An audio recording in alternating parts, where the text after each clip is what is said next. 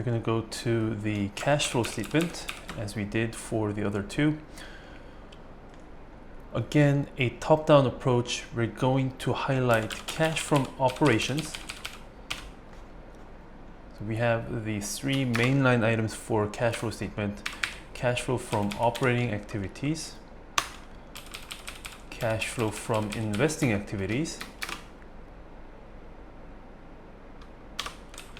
and lastly, cash flow from financing activities, as well as the net changes in cash.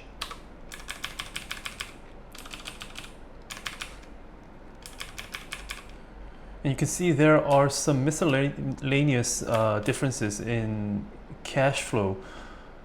They're very minor, but these items will create minor problems where cash flow from operations, investing, and financing combined wouldn't add up to the net changes in cash perfectly. So these two are worth noting at this moment. We're not going to do anything about those, but just a heads up on that. Next up, from cash flow from operations, we do need the data for depreciation. And for some reason, depreciation is this row here, but it's stated depreciation and amortization. But actually, this row only refers to depreciation, and this is the row that refers to the amortization numbers that we want. So we want both of these lines highlighted.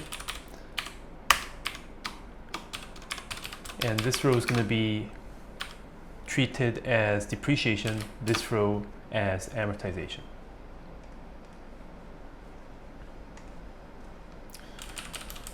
From cash flow from investing, we want the data for capital expenditures. So we have two line items for capital expenditures. Number one for PPE and number two for intangible assets. There might be some industries where intangible assets, amortization, those kind of items are not very important in the financial analysis, but we are technically doing an analysis for a biotech company. Not a traditional biotech company, but still it produces Botox and some medical products. So intangible assets and amortization, R&D, those kind of items could be important, so we are not leaving those out. Down to our financing activities, we have, they do have short-term debt, but the numbers seem to be very minor. So we're going to ignore short-term debt, but instead we do need the numbers for long-term debt. So long-term debt, we're going to highlight, as well as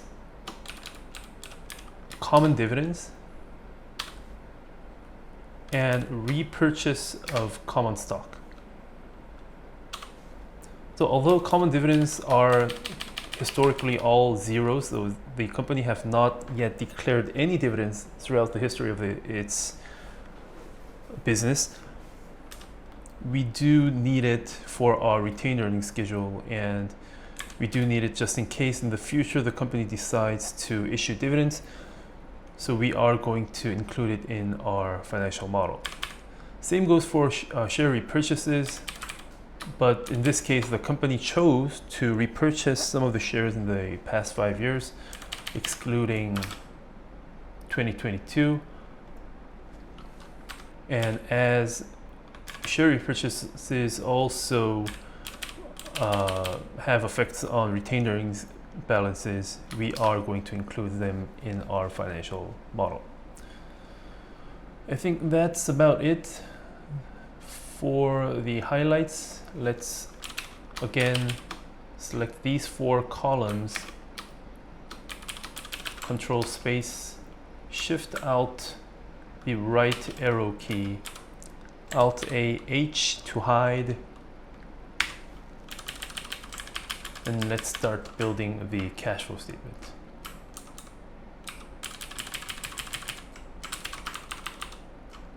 Right.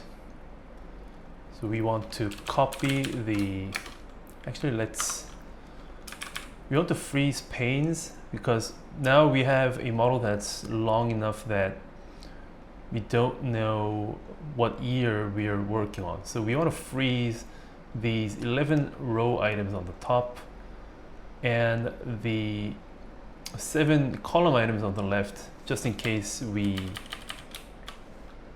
create a financial model that's longer in width.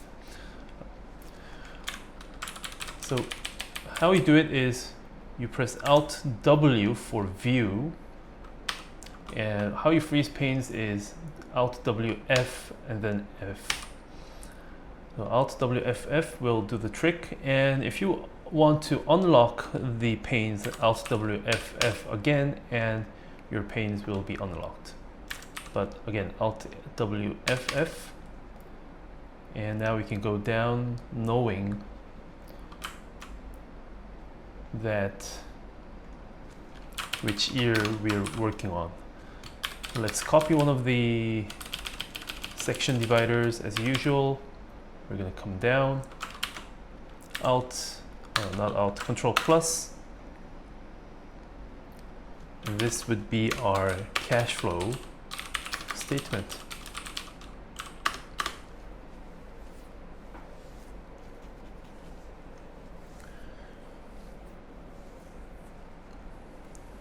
We're going to start from cash flow from operating activities.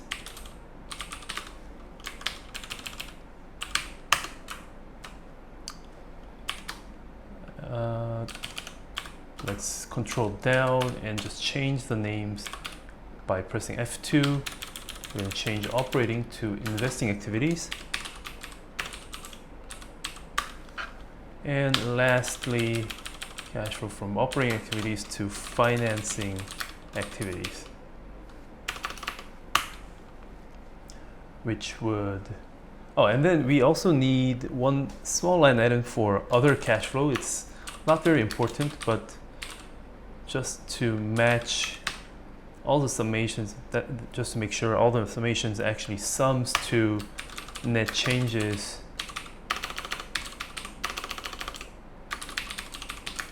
cash during period. So these were items like miscellaneous items and foreign exchange adjustments.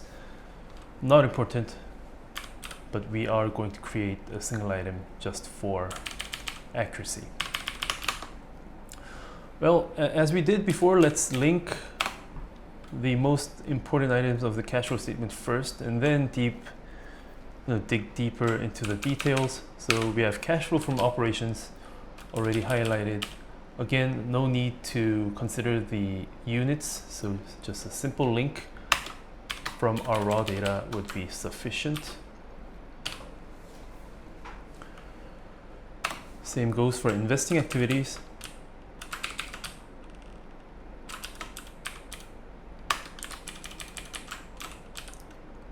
Financing activities.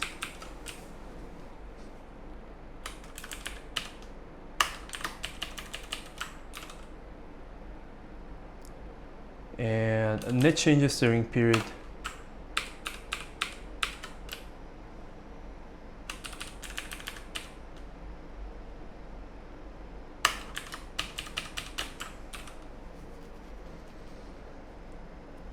And lastly, other cash flow is going to be the differences. So we're going to subtract from the total net changes. We're going to subtract operating activities, financing activities, and investing activities.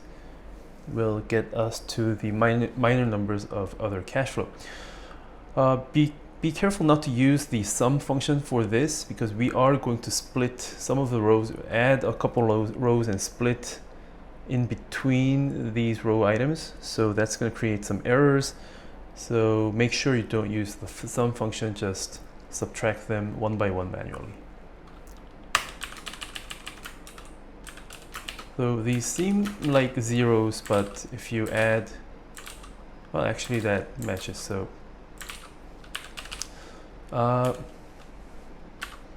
So I think what happened is that the cash flow statement actually, these numbers are adjusted for these changes as well. I think that's what happened. So in this case, just double checking. Okay, so in this case, we won't need the row for other cash flow. So let's delete this row. So shift space and control minus. Sorry for the confusion.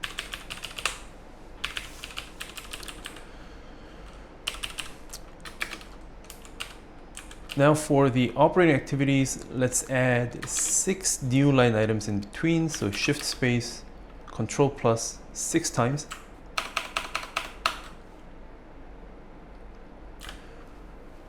Remember that cash flow from operations always start from net income.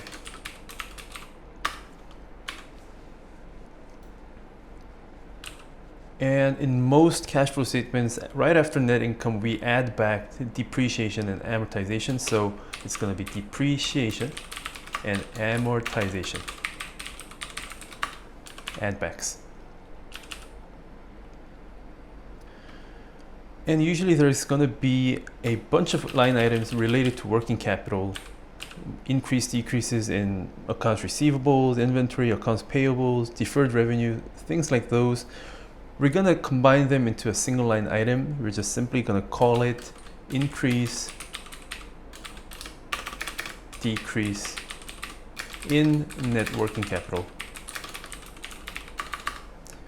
And you can see that we've used a parentheses on the increase because as we will be learning later on, increases in net working capital results in an outflow of cash flow. So we are putting a minus sign on the increase.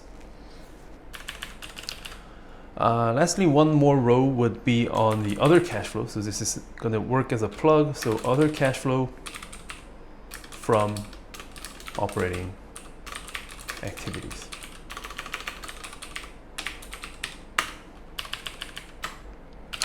We're going to select all of these and let's indent.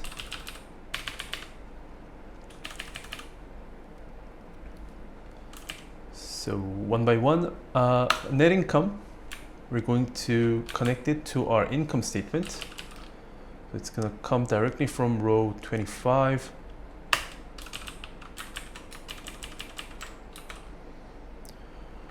Depreciation and amortization is going to come from the cash flow statement. So we already highlighted these 2 line items. So simply link, control down, control right. That's all we have to do. For increases and decreases in net working capital, we are going to calculate the numbers in our working capital schedule, which we'll learn at the later parts of this course. So we're going to leave it blank at this moment. But for the other cash flow, as we did on the balance sheet, we're going to do a subtraction of the others from the total operating activities cash flow. And of course, these numbers are all going to change when we calculate net working capital and link them properly. Shift space, Control B for thickened letters. Now for the investing activities, we need 4 additional rows. So Shift space, Control plus 4 times.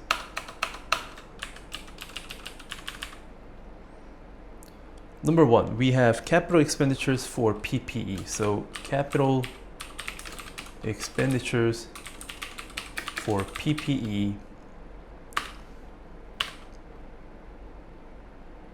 We're going to copy paste. We have another capital expenditure line item for intangible assets.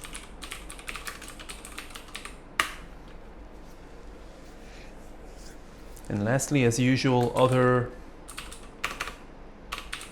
cash flow from investing activities. Alt H6 to indent.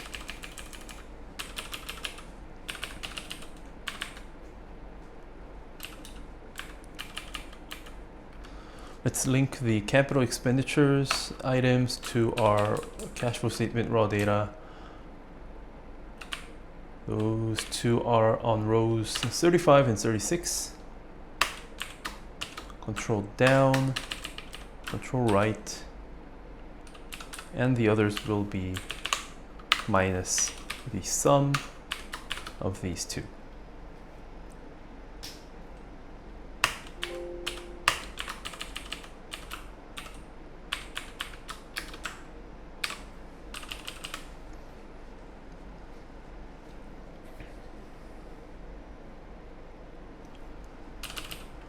Lastly, for our financing activities, we are going to add 6 new rows. Shift space, Control plus 6 times. First, we have increases in long-term debt and decreases,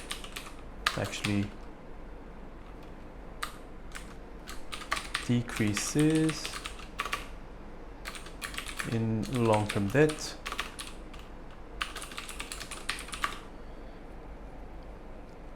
We will have common dividends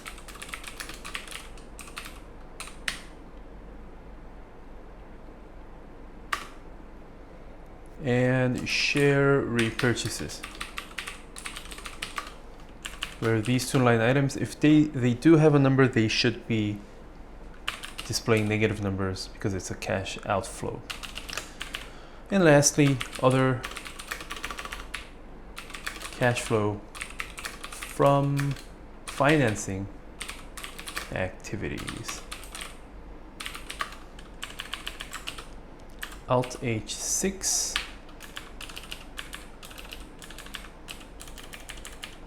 And again, linking to the raw data. We have, so long-term debt issued would be the increases in long-term debt, and apparently there hasn't been any issued long-term debt on 2018, but still we have to link it to the blank data so that when we shift it to the right, all the relevant data comes in. For decreases in long-term debt as well, it's already, if there was, it should be already having negative numbers on the raw data sets. So no need to add a minus sign on the front. Just a simple linkage is sufficient enough.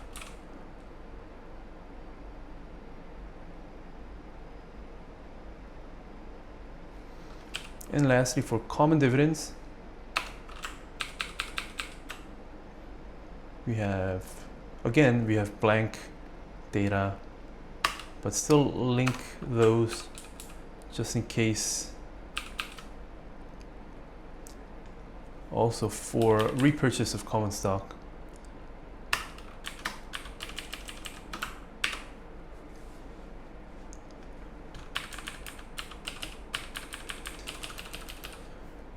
And as usual, other cash flow would be from the entire cash flow minus the sum of the rest.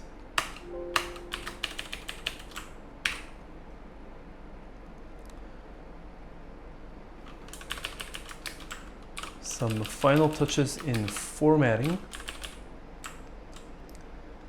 And now we have our historical data prepared. So this was relatively a very tedious task that we had to do.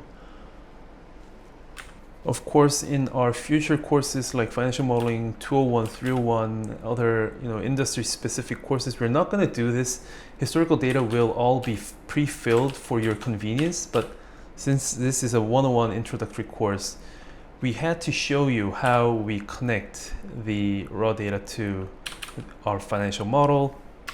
But hopefully for some of you, maybe now you're more used to using Excel shortcuts, or maybe some of you who may have not been so familiar with these accounting concepts, this maybe gave you some time to get used to. So that's it for preparing the historical data for the three statements. Now let's move on to forecasting revenue, which will be slightly more interesting, but still we do have a long way to go.